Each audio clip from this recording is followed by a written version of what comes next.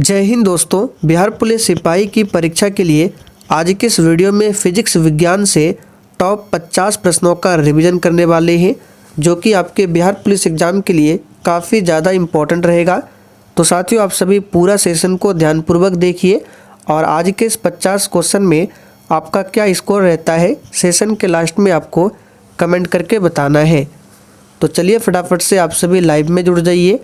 सभी को good evening. Good evening.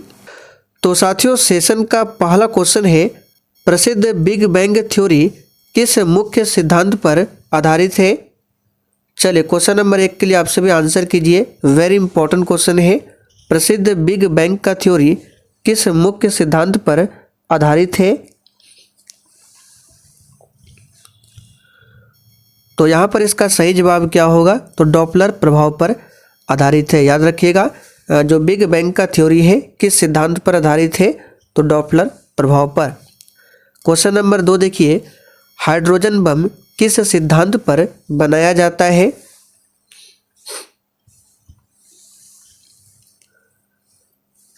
तो यहाँ पर क्वेश्चन नंबर 2 के लिए आंसर क्या हो जाएगा, हाइड्रोजन बम किस सिद्धांत पर बनाया जाता है। तो याद रखिएगा, न्यूक्लियर फ्यूजन के सिद्धांत पर। इसका मतलब क्या होता है, तो नाभिकीय संलयन के सिद्धांत पर काम करता है हाइड्रोजन बम।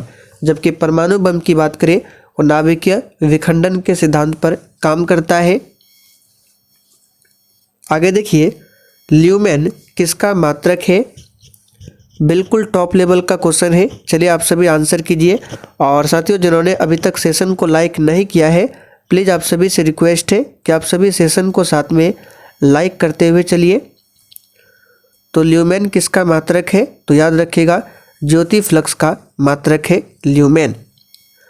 लाल और पीकॉक ब्लू रंग को मिला देने से कौन सा रंग बनेगा।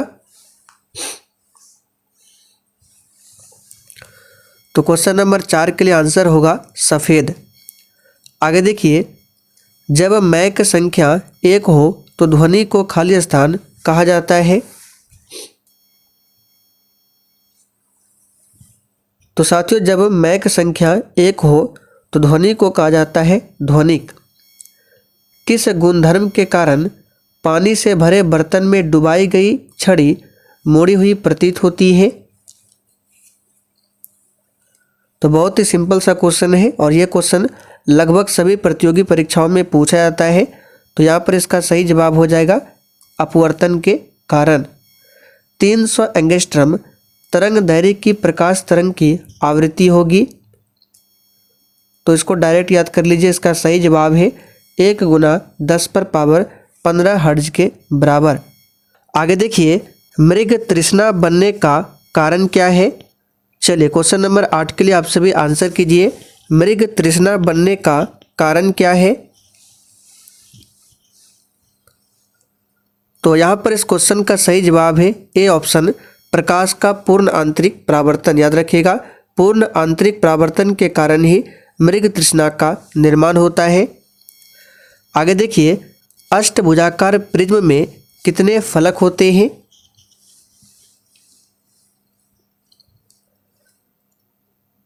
तो यहाँ पर इस क्वेश्चन का आंसर क्या हो जाएगा, अष्टभुजाकार प्रिज्म में कितने फलक होते हैं। तो याद रखिएगा, 8 फलक होते हैं। आगे देखिए क्वेश्चन नंबर 10, 2 समानांतर दर्पण के बीच कितने प्रतिबिंब देखे जा सकते हैं। ये क्वेश्चन आपके एग्जाम के लिए इम्पोर्टेंट रहेगा, इस पर स्टार मार्क कर लीजिए। 2 समानांतर दर्पणों के बीच कितने प्रतिबिंब देखे जा सकते हैं। तो यहाँ पर इसका सही जवाब क्या होगा, तो जो भी बच्चे लाइव चैट में ऑप्शन डी बता रहे हैं, उनका बिल्कुल सही जवाब है अनंत प्रतिबिंब देखे जा सकते हैं। श्रव्य परिसर में ध्वनि तरंगों की आवृत्ति क्या होती है। यह क्वेश्चन भी आपके एग्जाम के लिए वेरी इंपॉर्टेंट रहेगा। तो देखिए, पहले भी हमने आपको बताया था श्रव्य ध्वनि क्या है, तो 20 हर्ट्ज से लेकर 20,000 हर्ट्ज के बीच इस ध्वनि को हम लोग सुन सकते हैं और इसे ही कहा जाता है श्रव्य ध्वनि। तो यहाँ पर पहला ऑप्शन आपका सही जवाब है। अगर 20 हर्ट्ज से कम आवृत्ति हो तो इसे भी हम लोग नहीं सुन सकते हैं, और 20,000 हर्ट्ज से अगर अधिक हो तो इसे भी हम लोग नहीं सुन सकते हैं। हम लोग सुन सकते हैं केवल 20 हर्ट्ज से लेकर 20,000 हर्ट्ज के बीच तक के ध्वनि को। आगे देखिए, शरीर के आमाशय एवं अन्य अतरंगों के अन्वेषण करने वाली तकनीक एंडोस्कोपी किस घटना पर आधारित है? तो सिंपल सा क्वेश्चन है, ये जो एंडोस्कोपी है क्या है? तो शरीर के आमाशय एवं अन्य अंतरंगों का अन्वेषण करने वाली तकनीक है और ये किस घटना पर आधारित है? तो याद कर लीजिए, पूर्ण आंतरिक परावर्तन। यहाँ पर पहला ऑप्शन आपका सही जवाब है, पूर्ण आंतरिक परावर्तन, ध्यान रखना है। चलिए आगे देखिए, फोकस आँख में किसके द्वारा सामंजस्य स्थापित करता है? बिल्कुल आपके एग्जाम लेवल का क्वेश्चन है और एक भी क्वेश्चन को स्किप नहीं करना है। तो साथियों, फोकस आँख में किसके द्वारा सामंजस्य स्थापित करता है? तो यहाँ पर सही जवाब है कॉर्निया के द्वारा। किसके द्वारा? कॉर्निया के द्वारा। और साथियों, आँख में जो प्रतिबिंब बनता है वह कहाँ पर पड़ता है, कहाँ पर बनता है? तो याद रखिएगा, रेटिना पर। और प्रतिबिंब जो बनता है किस प्रकार का बनता है? तो वास्तविक और उल्टा, इसे भी ध्यान रखें। आगे देखिए, प्रयोगशाला उपकरणों को बनाने के लिए उपयोग में लिया गया कांच क्या है? तो यहाँ पर क्वेश्चन नंबर 14 के लिए आंसर क्या होगा? प्रयोगशाला उपकरणों को बनाने के लिए जो कांच होता है उसमें किसका इस्तेमाल होता है? तो याद कर लीजिए, ये क्वेश्चन पूछा हुआ क्वेश्चन है, पायरेक्स कांच का इस्तेमाल होता है। यहाँ पर पहला ऑप्शन आपका सही जवाब है, पायरेक्स कांच का।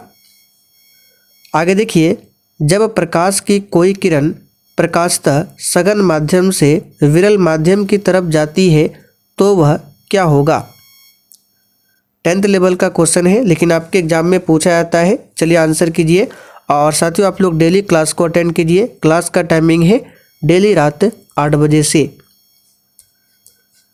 तो साथियों, जब प्रकाश की कोई किरण प्रकाशतः सघन माध्यम से विरल माध्यम की तरफ जाती है तो वह प्रकाश क्या होता है? तो यहाँ पर इसका सही जवाब है नॉर्मल से दूर मुड़ती है। यानी कि अभिलंब से, नॉर्मल मतलब एन होता है और इसका मतलब होता है अभिलंब, यानी कि अभिलंब से दूर मुड़ती है। प्राश्रव्य ध्वनि सुनी जा सकती है। चलिए क्वेश्चन नंबर 16 के लिए आप सभी आंसर कीजिए। देखिए, प्राश्रव्य ध्वनि को मनुष्य नहीं सुन सकता है, तो यहाँ पर इसका आंसर क्या होगा? कुत्तों द्वारा सुनी जा सकती है। कार्बन माइक्रोफोन एक परिवर्ती क्या है? तो साथियों, कार्बन माइक्रोफोन एक परिवर्ती क्या है? तो याद रखिएगा, प्रेरकत्व युक्ति है। क्वेश्चन नंबर 18 देखिए, ट्रायोड का प्रयोग कहाँ पर होता है? तो साथियों, ट्रायोड का प्रयोग होता है एम्पलीफायर के रूप में। बिल्कुल आपके एग्जाम में पूछा जाने वाला क्वेश्चन है, याद रखिएगा, ट्रायोड का प्रयोग कहाँ पर होता है? एम्पलीफायर के रूप में। आगे देखिए, डीसी की अपेक्षा एसी का क्या लाभ है?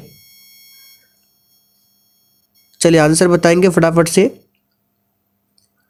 तो डीसी की अपेक्षा एसी का क्या लाभ है? तो ऑप्शन के अकॉर्डिंग आंसर करना है। न्यूनतम शक्ति क्षय के साथ इसका संचरण लंबी दूर के लिए किया जा सकता है। किसका? तो एसी का। तो यहाँ पर डी ऑप्शन आपका सही जवाब है। डीसी की अपेक्षा एसी का क्या लाभ है? तो एसी करंट जो है न्यूनतम शक्ति क्षय के साथ इसका जो संचरण है वो लंबी दूरी के लिए किया जा सकता है, जबकि डीसी में ऐसा नहीं होता है। डायोड से धारा कितनी दिशाओं में बहती है? चलिए क्वेश्चन नंबर 20 के लिए आंसर कीजिए फटाफट से। और साथियों, कल हमने केमिस्ट्री विज्ञान से लगभग 50 महत्वपूर्ण प्रश्नों का रिवीजन किया था। अगर आपने उस वीडियो को नहीं देखा है तो उसका लिंक आपको डिस्क्रिप्शन बॉक्स में मिल जाएगा, आप लोग जाकर देख सकते हैं, या फिर इसके लिए अलग से प्लेलिस्ट भी बना हुआ है, बिहार पुलिस री एग्ज़ाम 2024 के नाम से।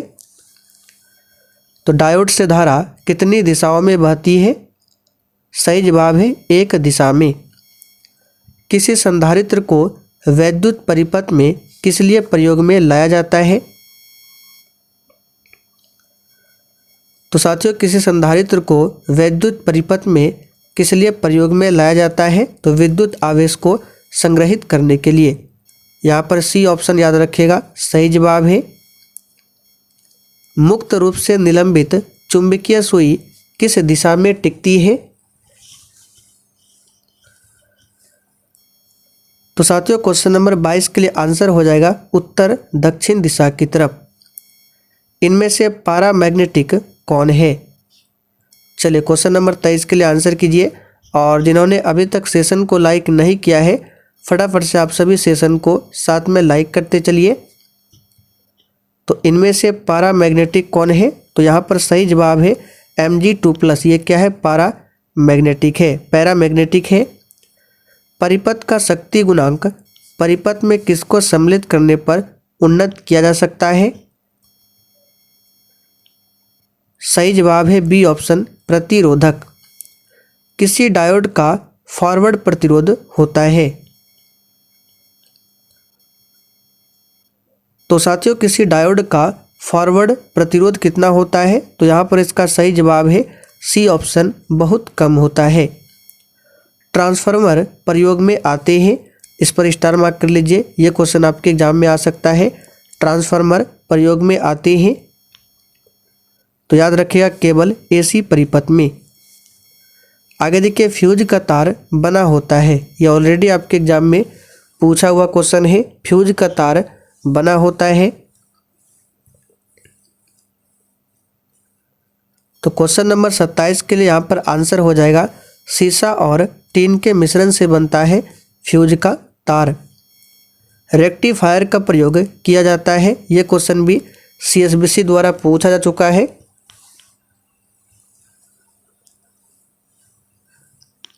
तो साथियों रेक्टिफायर का प्रयोग किया जाता है किस लिए? तो यहाँ पर सही जवाब है एसी को डीसी में बदलने के लिए। यहाँ पर डी ऑप्शन सही है, एसी को डीसी में बदलने के लिए। आगे देखिए वह आपूर्ति जो कंडेंसर से होकर नहीं गुजर सकती है वह है?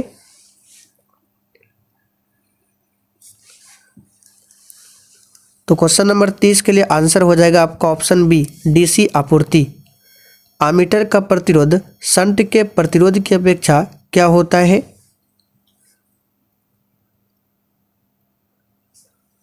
याद रखिएगा बहुत कम होता है।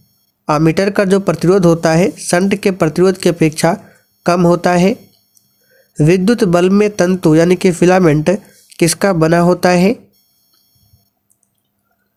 यह तो बहुत ही सिंपल क्वेश्चन है। विद्युत बल्ब में तंतु यानी कि फिलामेंट ये किसका बना होता है? तो क्वेश्चन नंबर 32 के लिए आपका आंसर हो जाएगा टंगस्टन का बना होता है, जिसका सिंबल होता है W। निम्नलिखित वैज्ञानिक के द्वारा तड़ित चालक का आविष्कार किया गया था? चलिए क्वेश्चन नंबर 33 के लिए आंसर कीजिए, इंपॉर्टेंट क्वेश्चन है। तड़ित चालक का आविष्कार किसके द्वारा किया गया था? सही आंसर है सी ऑप्शन, बेंजामिन फ्रैंकलिन के द्वारा।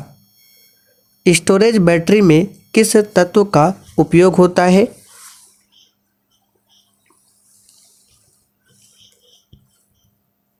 तो 34 का आंसर क्या हो जाएगा? ऑप्शन ए, सीसा।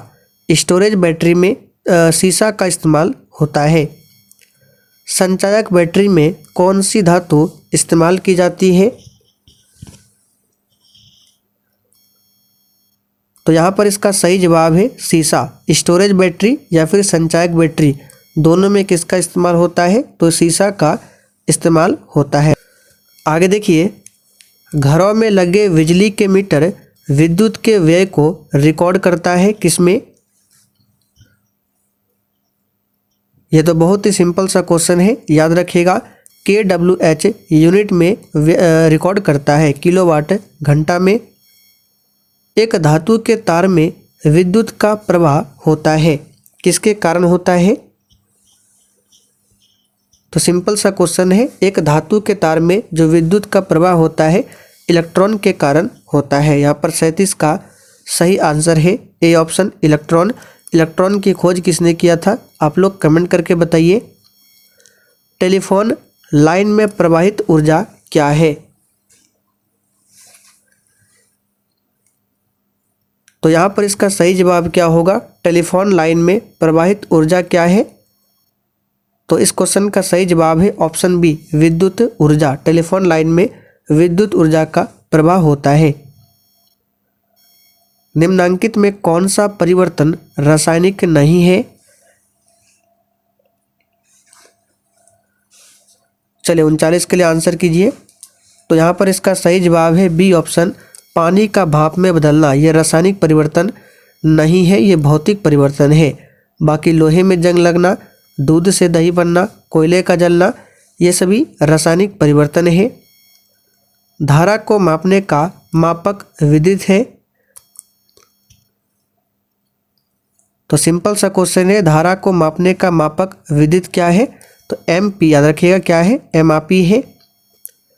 बैटरी के धनात्मक ध्रुव से जोड़े गए इलेक्ट्रोड को क्या कहते हैं? तो देखिए धनात्मक ध्रुव से बोला जा रहा है, तो बैटरी के धनात्मक ध्रुव से जोड़े गए इलेक्ट्रोड को एनोड कहा जाता है। किसे क्या कहा जाता है? एनोड। जब किसी उदासीन धातु के गोले को धनात्मक रूप से आवेशित कांच की छड़ के संपर्क से आवेशित किया जाए तो यह गोला क्या करेगा? तो सिंपल सा क्वेश्चन है, यहाँ पर सही जवाब क्या हो जाएगा? इलेक्ट्रॉन गवाएगा, यानी इलेक्ट्रॉन का त्याग करेगा। यहाँ पर पहला ऑप्शन सही है। वाट को प्रकट कर सकते हैं। तो यहाँ पर इसका सही जवाब है जूल प्रति सेकंड में वाट को प्रकट कर सकते हैं। वाट क्या है? तो शक्ति का एसआई मात्रक है। इलेक्ट्रॉन वोल्ट किसकी एक इकाई है? चलिए स्टार मार्क कर लीजिए, इंपॉर्टेंट क्वेश्चन है। इलेक्ट्रॉन वोल्ट किसकी एक इकाई है? सही जवाब है ऊर्जा का। फैराडे संख्या है।